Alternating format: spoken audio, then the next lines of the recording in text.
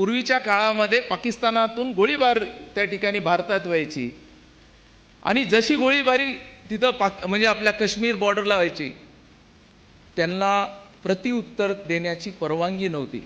तिथून कॉल जायचा दिल्लीला, काश्मीरमधून कॉल जायचा, आर्मीच्या चीफचा कॉल जायचा दिल्लीला. दिल्लीतल्या यंत्रणेला जर वाटलं की त्याचं उत्तर द्यायचं तर त्या ठिकाणी उत्तर दिलं जायचं, नाहीतर आपले सैनिक त्या ठिकाणी शहीद व्हायचे. हे चित्र आपल्या देशाने मागच्या अनेक वर्ष पाहिलेले. आज आता आपण विचारा, आपल्यापैकी अनेकांचे मित्र पाहुणे जे सैनिकात असतील, तिथं बॉर्डरवर असतील, त्यांना फोन करून विचारा आजची परिस्थिती काय.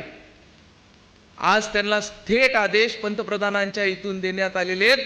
समोरून जर गोळी आली तर त्याला मिसाईलनी उत्तर द्या, त्याला बॉम्बनी उत्तर द्या. ह्या प्रकारचं एक मजबूत नेतृत्व त्या ठिकाणी.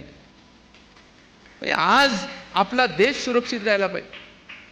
साहेब, आज देशाचे पंतप्रधान 11 वर्ष झाले, ते जवळपास 11 वर्षापेक्षा अधिक पंतप्रधान आहेत. एक दिवस देखील या व्यक्तींनी कधी सुट्टी घेतली नाही.